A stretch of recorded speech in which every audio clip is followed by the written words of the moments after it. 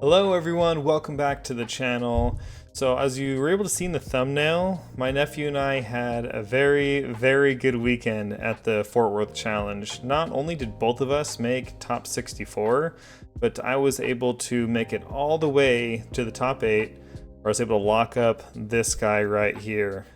I know, it's not the best way to see it, but over the camera, but promise you in person, this thing is so beautiful. This gold brave little tailor. I'm still honestly in disbelief that not only both of us made it there, but we're able to lock up a gold Mickey together. I'm so excited. I'm still not off of the high yet. I'm recording this as I got back from the challenge, so still very excited. And I'm sure most of you are wondering how him and I were able to make that happen. So let's talk about it. So this is the deck I played, Green Steel, and I didn't just play this 60 for the challenge, but I also played it for the 2 Ursula set champs I played before, and this was the same exact 60. And the crazy part is, with this list, I actually went undefeated in both of the Ursula set championships. I just didn't drop a single match. I was able to just win 4 matches in a row and draw into top 8 and then just win out. Yeah, it was pretty crazy. So I wanted to make a couple of changes, honestly, before the challenge.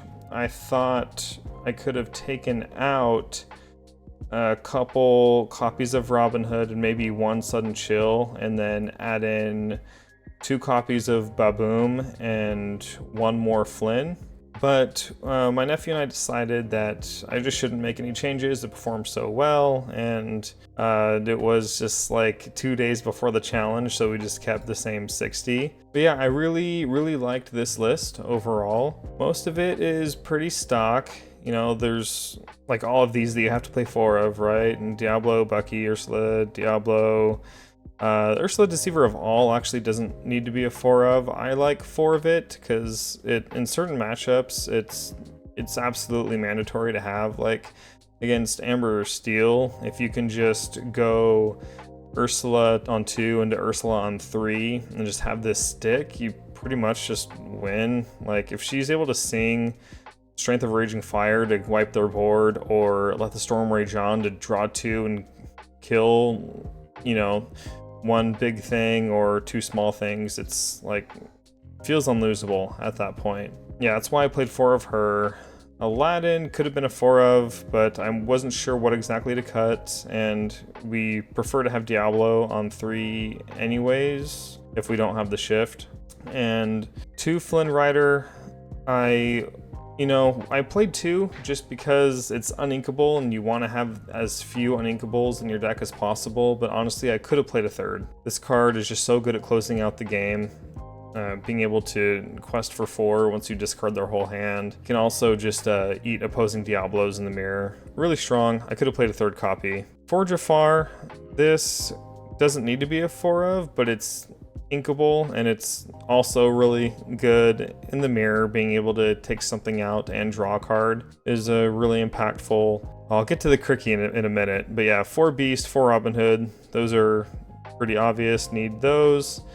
Sudden Chill, I think, is very important in a few matchups. Being able to take either Ruby Amethyst or basically any Sapphire deck off their last 1 or 2 cards is extremely relevant, especially against Blue Steel. Being able to eat their last card in their hand, which is, you know, most of the time going to be a Whole New World. You cannot let them sing that card or play it. It's mandatory that you get rid of that card.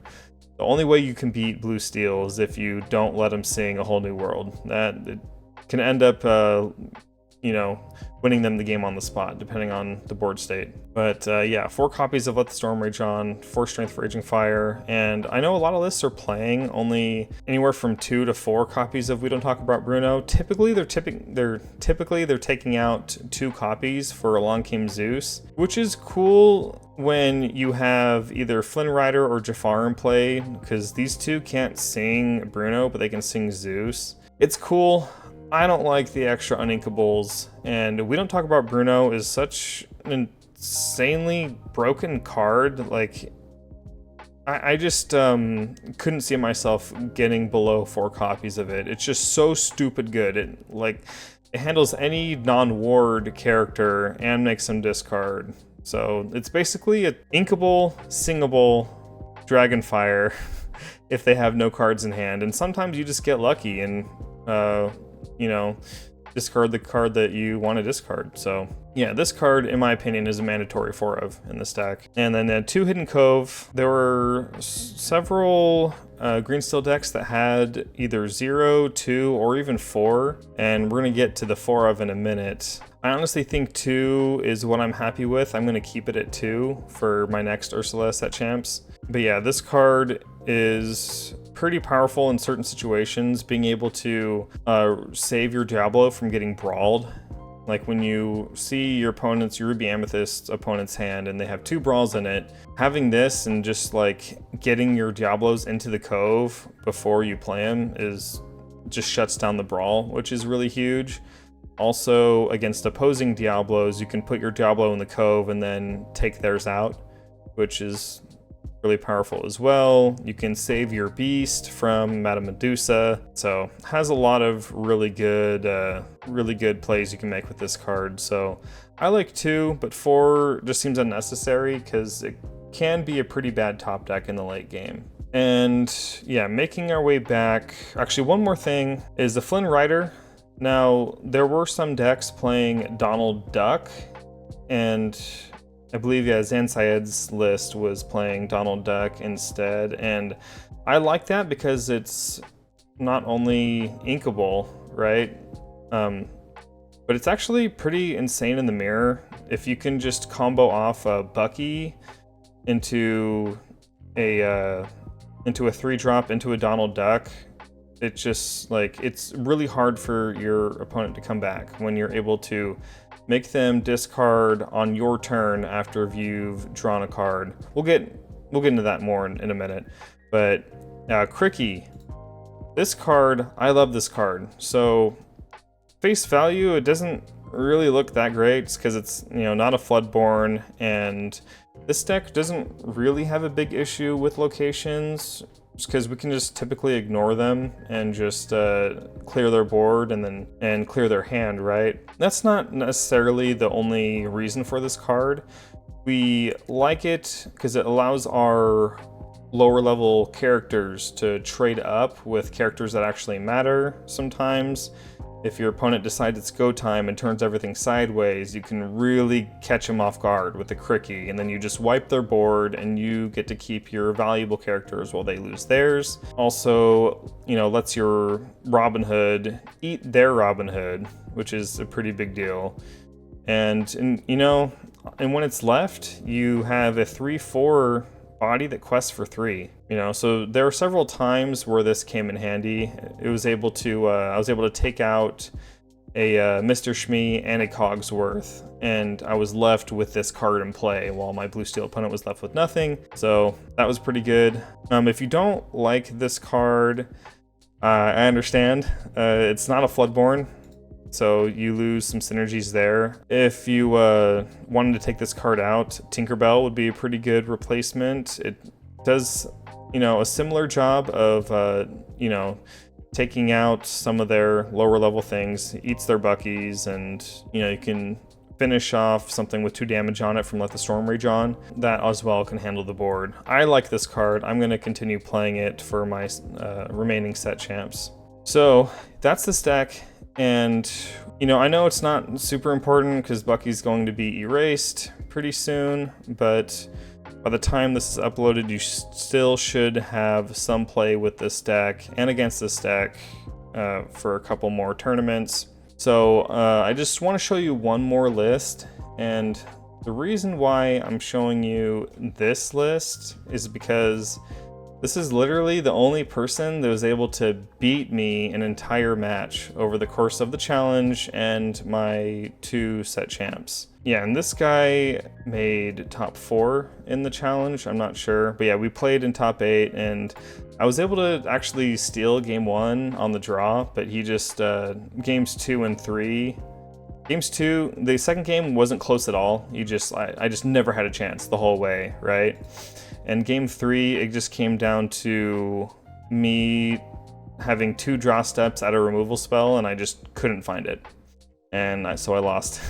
So basically games 2 and 3, he just got a Bucky into a Donald Duck and then a Beast and just snowballed, and I just couldn't do anything. Him making me draw a card on his turn, then discarding it with Bucky, I just couldn't do anything about it. When I saw his list, because we all get to see each other's lists in the top 64, I saw that he was on 4 copies of Baboom and 4 Tinkerbell and 4 Donald Duck. I was thinking, like, how am I gonna beat this guy? Like, it felt impossible, but yeah, I'm assuming that's why he built it this way, so he can just crush the mirror. I was fortunate enough to only play against the mirror 3 times in the Swiss, and I just went 1-1 against it every time. But yeah, I'm sure he, played against the mirror a lot and just swept them easy peasy. That's how he did so well. So yeah, going over his deck real quick, he actually only has 1 copy of the 1-drop Robin Hood. I actually like this a lot. It means he'll be able to have the shift, obviously a lot less, but he's gonna have a lot less bad top decks in the late game, which in the mirror is a big deal, being able to top deck premium cards and not these like bad crappy 1-drops. That's one change that I think I already mentioned that I would make to my deck, is cutting 2, maybe 3 Robin Hood in favor of more of these removal spells. He only has 2 Ursula, which, makes sense because he's not playing any copies of Sudden Chill, so he doesn't need the full 4 of these because he can't really utilize it the same way that my list can. So this makes a lot of sense. Yeah, 1 less Jafar is fine, 4 Aladdins is fine. He has the 4 copies of Donald Duck, and honestly, this is what, just like I already mentioned, this is what I honestly just couldn't beat. The 5 willpower is tough. It means I have to play a Bruno on it, which, isn't great. Have us both draw a card on his turn is just so powerful with the Bucky. It's just so good. Basically just filling up his hand while discarding mine. Yeah, very, very powerful. And then looks like he has the extra Floodborns and 4 copies of Tinkerbell. So basically my Buckies are all gonna die, his are all gonna live. And obviously 4 copies of each of these. What took me by surprise was the 4 copies of Baboom, and which basically just meant that all my Diablos just like died and his got to live, right? Because I didn't play any copies of this card. In the future I would play 2 at least. I'd cut 2 copies of Robin Hood for 2 copies of Baboom. But yes, anyways, yeah, 4 of each of these, pretty obvious. Let the Storm Rage on, Strength of Raging Fire. Only 2, we don't talk about Bruno. Like I said, I think this card is a mandatory 4 of. It's basically just great in every matchup against an opposing Tamatoa, or, anything, Maleficent Dragon, like anything that just like is just too big for you to answer with your other cards. Just like, this is just a catch-all for it, and it's inkable. This maybe could have been a 4 of. I'm not sure what I'd cut, but anyways, he has 4 copies of Hidden Cove. This is what I wanted to get to. Now, this card was really important for the mirror. Once again, he was able to just take out my Diablo with his. If he has this and I don't, so his Diablo gets to stay, and it makes it so all my removal spells get worse. And it's inkable, so he just like keeps the first one and just inks the rest. So I understand why people would play 4 of these. I still disagree. I like 2, honestly, because it's not going to be relevant in every matchup, and once again, it's a horrendous top deck. But, in his list with the 4 Donald Duck, maybe it makes a lot of sense because he's going to draw a lot of cards. So I respect his list a whole lot. It's the only one. He's the only person to beat me in an entire match over the course of 3 tournaments. So yeah, this list is very good. If you want to crush the mirror in your remaining set champs, yeah, it looks like this is the way to do it. One thing you'll notice about pretty much every green steel list is the very low uninkable count. And this is absolutely mandatory to have a low inkable count because most of your games, honestly, you're going to be mulliganing away at least 4, if not 5, 6, or fully send 7. There were many times where I had to fully send 7 cards just because I didn't have any copies of Bucky, Diablo, or Shift Diablo, you know? And honestly, when you're in the dark against any matchup, you're just going to want to find those. You're going to want to default to your original game plan. Obviously, things change a little bit depending on the matchup. There are some matchups where we'd rather find Ursula 2 into Ursula 3. Right? Those are gonna be a little more important to take away an important song, like take away their removal for this Ursula and then just wipe their board with the Strength of Raging Fire or let the Storm Rage on. But more often than not, you're gonna just default to your original game plan of Diablo, Bucky, Shift Diablo, and just shifting on 2. And honestly, on the play, a lot of your games you're just gonna win on the spot when you play that. If they happen to have the Baboom on the draw, then yeah, makes it a little bit tougher.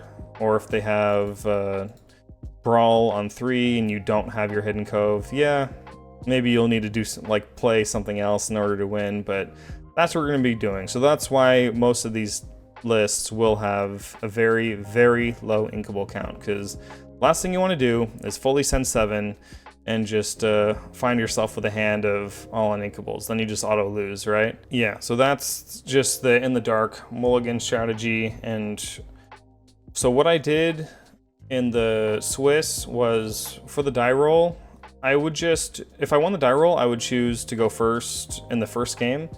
That way I can just, if I don't know what I'm playing against, which I wouldn't, right? I would just default to the original game plan.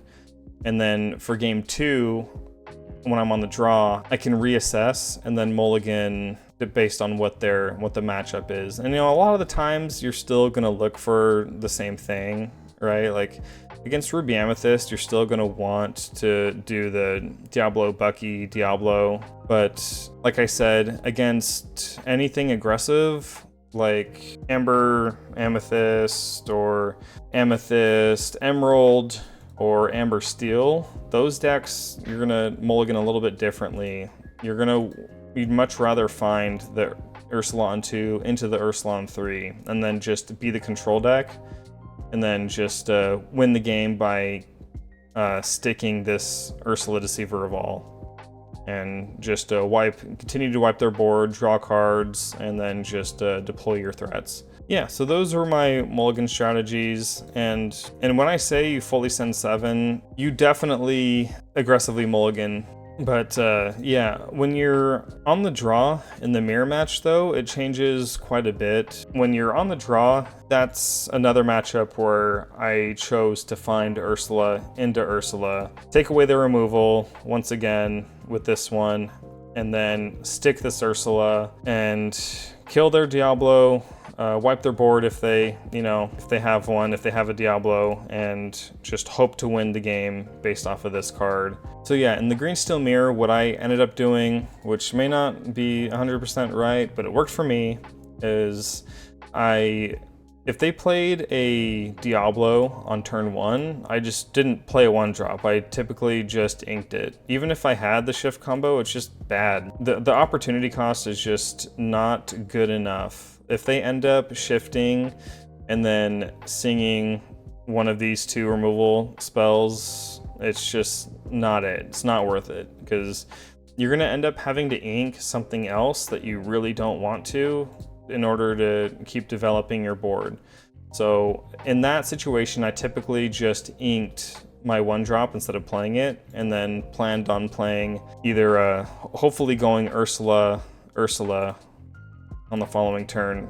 Hopefully Ursula taking away their only removal, and then sticking this and wiping their board with Let the Storm Rage On or Strength of Raging Fire. That was my plan, and it worked pretty well for the most part. So now a lot of you are thinking, cool, that's how you played this deck, that's awesome, but how do I get the same results that you do? Well, one thing is by building a local player group of people who are like-minded like yourself, who want to perform the best of your abilities.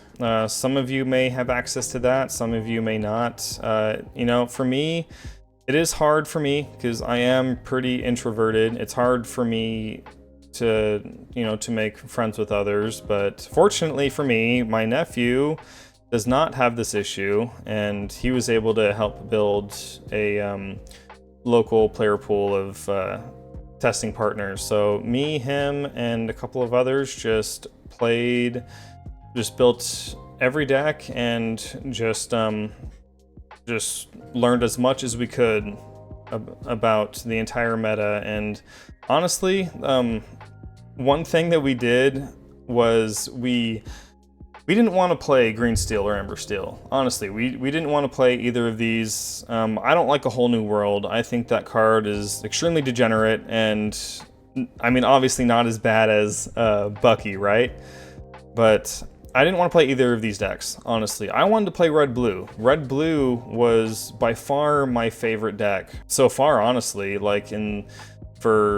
That's what I brought to the last challenge that I played at in Atlanta. I played Red-Blue and honestly prefer that deck. The issue is Ruby Amethyst, that matchup is just so unwinnable, and I can't bring Red-Blue to a big event where, you know, the biggest of the meta share is going to be Ruby Amethyst, you know, because that deck has just been winning. So why would I bring that deck if I'm planning on playing into my worst matchup? And it's not just like my worst matchup, but it just feels unwinnable. We spent so much time trying to figure out a way to, honestly, to even just go 1-1 with that deck, but it felt impossible. We spent hours and hours and hours and hours trying to find ways to do it. And I know a lot of people switched around their build to the playing Gastons, the 2-drop Gaston, in order to shut down the Flynn Rider. However, it's cool. It doesn't even really lock you up a win, even on your on the play game. Even if you have the nuts, like it's just not really enough, you know. So we just got over it and decided to go in a new direction, and that's how we landed on just playing Steel, some version. And I had this deck, and he had Amber Steel. That's how we landed on those. Sorry, I digress. Number 2, if you can't build a player pool, like if you're like me, you're introverted, it's tough with Pixelborn being shut down as well. That's been tough for me as well. A really cool thing that my nephew started doing is when he's by himself and he can't play with me or anyone else, he would literally just play by himself. He'd grab both decks and just turn them both face up, and just he would play that way. And I know it seems kind of weird that, you know, when you know both hands, it like could affect your gameplay, but you can learn what the best lines become based off of what each matchup can play, right? You learn what lines are that sound good maybe in theory, but end up resulting not very well, performing not very well, having a bad result, right? So that's one thing you can do in order to not just become better at the game, but understand like what matchups are actually good and which are actually bad, and how to defeat the bad matchups. Like for example, I thought at first that Red-Blue played poorly into Green Steel, and honestly it just doesn't. I played it the same. The reason why I thought that was because I I played red-blue the same way against this meta's green-steel as I did the last meta, whereas with the last meta, you wanted to empty your hand into your inkwell because they'd be aggressive. They went Cursed Merfolk into either Ursula or Flynn into Prince John. So when they're playing Prince John, you don't want them to be able to discard anything in your hand because that fuels their draw engine with Prince John. So I, started playing that way, and it just wasn't resulting, it didn't yield good results. So we learned that in the red-blue versus green-steel matchup, you don't worry about them making you discard. You just answer the Diablo if they have it, and then just draw as many cards as possible. And that way, you just you draw a bunch of cards, you fill up your inkwell, and then you just play a Be Prepared or a Big Sisu, and then you pretty much just lock them out of the game because you just have a way to, you shut down their Bucky, they don't have it anymore, and then any threat that they play, they can only play one a turn, and you just kill it one at a time, and then you just dime to victory. So, went off a bit of a tangent, but that's just how with enough testing, we were able to figure that out, just for example, right?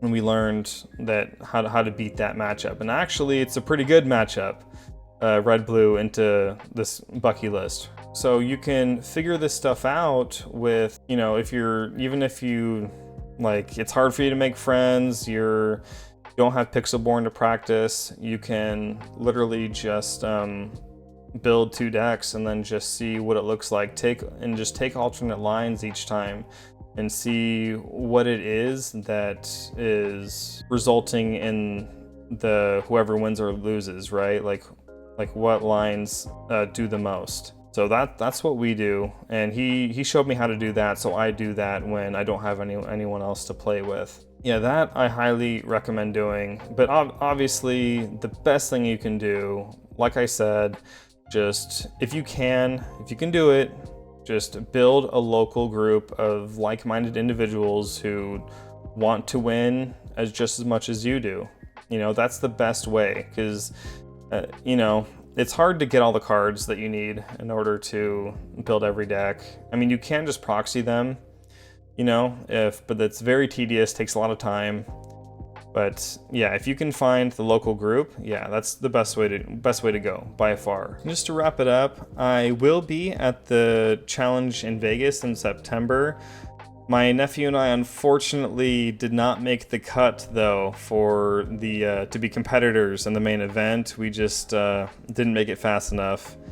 Yeah, I heard that the ticket sold out in 90 seconds, but fortunately I'm at least an attendee for it. I have that covered, and hopefully he will be as well. So I'll still be there. So make sure to say hi if you like. Feel free. I really appreciate everyone watching up until this point. If you did, you're awesome. And just so you know, for reals this time, I do plan on making IRL videos with my nephew, so you can see how we test and you can see how we play out our games, and hopefully that can help you yield results like ours. And remember, please, if you like the video and you want to see the IRL videos of us, just make sure you hit like here and don't forget to subscribe. All right, thanks a lot, guys.